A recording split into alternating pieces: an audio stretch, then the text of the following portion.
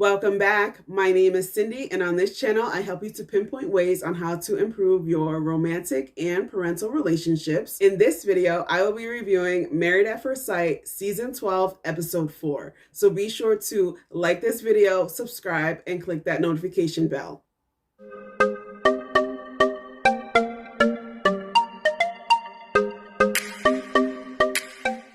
So last night was another long, drawn-out episode. That first hour and a half could have been done in 30 minutes. Like, I really just wanted to start to see how they were going to connect on their honeymoon. All that other stuff, it was just like unnecessary filler. And can I just say, Married at First Sight is taking things to a whole nother level. Let's jump right in. Eric and Virginia. So I really feel like Eric should have been matched up with Haley. Like, I'm not sure about Virginia. She is a complete hot mess. And I just don't understand why she signed up for this show. When Eric sat down with her initially, I thought he was going to call her out about all her drinking, but instead he decided he was going to tell her about the sham of a marriage that he had. I mean, at least he waited until the next day, but it's like, Eric, let it go. It wasn't even that serious. It was just like a regular relationship because you didn't say I do. You didn't have a ceremony. You guys didn't wear rings. And it seemed like you were gone most of the time anyway because you are a pilot. So it just seems like this is your actual first experience at being a husband. So I'm going to need you to just leave that I've been married before card in your back pocket and just let it go. Virginia is 50-50 on having children, and I don't know why Married at First Sight is doing this again. They did it last season with Brett and Olivia. Olivia really didn't want to have children, and Brett did. And now Eric really wants to have children, and Virginia's kind of 50-50. She is not in a headspace to have anybody's child because at this point, she's just a drunken hot mess. All she does is talk about drinking. I mean, Eric finally did say something to her about the drinking. She let him know that she is never going to stop drinking. So it's like, girl, go find you an AA meeting. You are a straight up alcoholic. Like, there's no reason why you need alcohol every time you turn around. She was real excited to have that mini bar in her hotel. And it was just like, you're not worried about creating memories with your new husband. You're just worried about the drinks in the refrigerator. Like, I can't. Eric is really excited about her, being affectionate towards him, and he is attracted to her. But beyond that, I don't think that they are going to be able to connect on a deeper level because she's just not ready. I'm not sure why she signed up for this show. And even Eric had to let her know, like, yes, you're 26, but you signed up to be married. So you're going to have to leave your party ways behind. And she's just not ready to do that. So good luck, Eric. Now we have Ryan and Clara. Well, Clara is a complete disaster. The girl is even nuts in her sleep. She sleepwalks, sleep talks, moves all over the place. Like, I'm not sure what is going on, but Ryan is never going to be able to catch a quiet break with this girl because she's going to talk his whole head off, and he's just going to be looking at her like, girl, like, give it a rest. Like, stop talking, please. Give me some peace and quiet. I thought it was really sweet that Ryan let her parents know how much he values women and how his mom had instilled respecting women into him growing up. It was really sweet, manly, and sexy of him to say that. And speaking of sexy, can I just say his brother is fine, okay?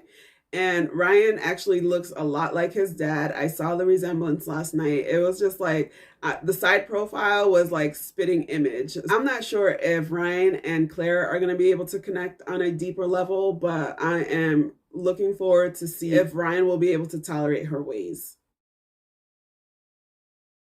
Next, we have Jake and Haley. I mean, there's not much to say about them besides Haley doesn't seem like she's here for it, and I can see why. Jake is definitely annoying, and if he says that he has a sauna and a hot tub and a gym in his house one more time, I think I'm going to throw the remote at the TV. It's like, dude, you told her family the night of the wedding, and then you sat there and took out your phone so you can show them from your security cam. It's like, do you have nothing else to talk about? And all he does is eat eggs and red meat. Ill. But at least they're going to be able to connect on the red meat because dad was like, Haley liked her a good steak, so she'll be cooking steak for him and they'll be bonding over steak, because it seems like he doesn't have topics of conversations around anything else besides his eggs and his steak, his weird clothing, and the sauna and gym in his house. Like, dude, get it together. All right, let's talk about Paige and Chris. Like, I feel really, really bad for Paige. Like, I can completely understand where she is at in her life, where she wants to settle down and get married and be a wife. And Chris ain't it. I don't know why they would do Paige like this, but she does not deserve what Chris is doing to her. For him to have gotten intimate with her knowing that he wasn't attracted to her, only to basically throw it in her face the next day, was really messed up. It's like he's a master manipulator. He does something wrong and then he tries to make himself look like he's so distraught and so like over the top upset. Dude, you were the one who did something wrong. And although what he did was messed up, I did find it kind of weird that Paige was letting his family know about their intimate life. It's like they don't have any boundaries. And then the dad was like, oh yeah, you're gorgeous. You're gorgeous for a daughter-in-law. It's like, Dad, what is wrong with you? You're super creepy. Like, every time he starts talking, I'm just like, Dad, no, stop. Just stop. And then he had a nerve to be like, oh, well, I raised a gentleman and he's at least able to be honest and upfront with you. No, he should have been honest and upfront before he got it in with her, not afterwards, and making the girl feel like she is beneath him and that, she's not what he's used to. And if you were so worried about what you're used to, what are you doing on the show? I don't understand. Like, you're potentially about to ruin this girl's life and it's not even fair. I don't like the way this is going, and I really feel bad for Paige. If I were Paige, when she left to get her hair done, I wouldn't have came back. It would have been a wrap, because it's just team too much. Like, you just got married and all of this is unfolding in less than 24 hours. Too much. And the crazy part is she actually finds Chris attractive, but here he is dissing her at every chance he gets. He dissed her to her friends, he dissed her to his family, and basically he just dissed her to her face, and it was really, really disgusting. So I don't know why Married at First Sight is doing Paige like this, but I'm not here for it, and I don't like the way it's going down. And then when they were getting ready to get on the bus for their honeymoon, you hear Chris putting in his 2 cents about everybody else's marriage. It's like, dude, mind your business and be the husband you need to be for Paige. Like, don't worry about what this person is doing or who's going to be okay with this person and that person. Like, mind your business and stop being so mean and crude and rude to Paige. How about that? Woosah. So I saved the best for last, which is Brianna and Vincent, my favorite couple. I love these two. They're so sweet. Their connection is really genuine, and you can tell they're both in it for the right reasons, and they are connecting on a deeper level already.